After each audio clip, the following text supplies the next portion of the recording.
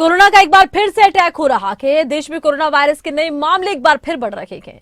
Corona के नए case को लेकर टेंशन बढ़ रही है। कई राज्यों में एक्टिव केसों की संख्या बढ़ गई। सवाल है कि क्या हम फिर से कोरोना के खतरे के सामने खड़े हैं।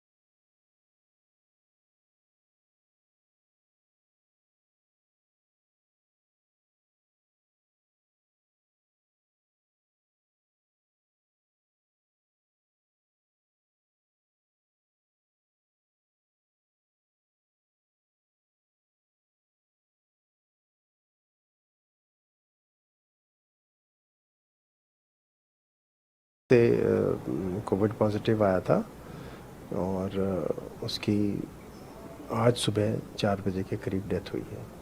सर ये रेफर हुआ था कि चंडीगढ़? ये रेफ़र हुआ था, ये पेशेंट रेफ़र हुआ था। 40 साल उसकी उम्र थी, मेल पेशेंट था और वो रेफ़र हुआ था लुधियाना से।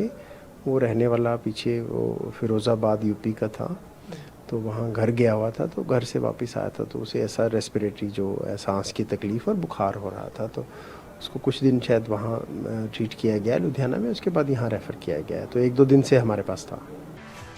कोरोना के मामलों को देखते हुए हरियाणा ने एडवाइजरी जारी की है।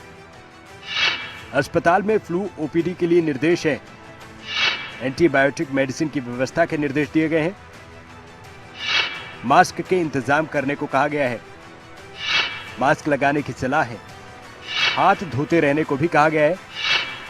खांसी जुकाम के मरीजों से दूरी बनाने की सलाह है। बीमार होने पर डॉक्टरी सलाह को जरूर लें। पैनिक लेने की जरूरत नहीं, हमारी तैयारियां पूरी हैं। नहीं देखिए, हम योग को लेकर के हमारे हेल्थ के अधिकारी आज आए थे। योग को बड़ा कार्यक्रम है, परंतु हमने उसके ऊपर चर्चा की है। पैनिक लेने की जरूरत नहीं, हमारी पूरी तैयारी है। हमारी पहले भी तैयारियां थी, अब भी पूरी तैयारियां, कोई ऐसी दिक्कत नहीं।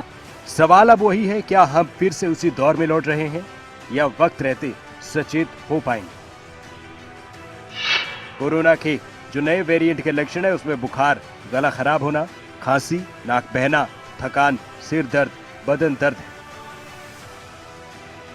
जरूरी है हम अलर्ट हो।